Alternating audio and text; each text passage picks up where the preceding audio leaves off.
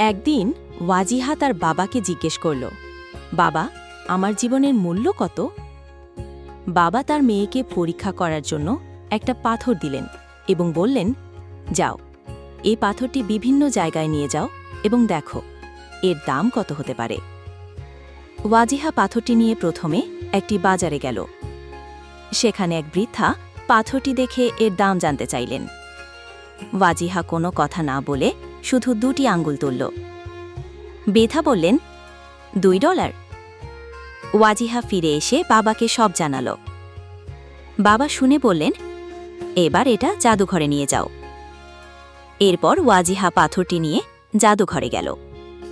সেখানে একজন সংগ্রাহক পাথরটি দেখেই অবাক হয়ে বলে উঠলেন, বাহ, এটার জন্য আমি $200 দেব। ওয়াজিহা অবাক হয়ে বাবার কাছে ফিরে এলো। বাবা আবারও বললেন, এবার পাথরটি একজন জহুরির কাছে নিয়ে যাও। ওয়াজিহা একজন অভিজ্ঞ জহুরির কাছে গেল। তিনি পাথরটি মনোযোগ দিয়ে পরীক্ষা করে বিস্ময়ের সাথে বললেন, এই অমূল্য রত্ন তুমি কোথায় পেলে? আমি এর জন্য $20,000 দেব। সব শুনে বাবা ওয়াজিকে কাছে ডেকে বললেন, দেখলে তো, এই পাথরের মতোই তোমার জীবনের মূল্যও নির্ভর করে তুমি নিজেকে কোথায় এবং কাদের মাঝে রাখছ তার ওপর।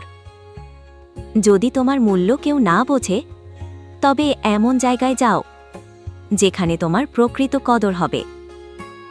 মনে রাখবে, তোমার মূল্য অন্যরা ঠিক করে দেয় না, তুমি নিজেই নিজের মূল্য নির্ধারণ করো। তাই নিজেকে সর্বদা সঠিক মানুষদের মাঝে রাখো, যারা তোমার সত্যিকারের যোগ্যতা বুঝবে। নিজের ভেতরের সম্ভাবনাকে বিশ্বাস করো এবং নিজেকে কখনো ছোট করে দেখো না।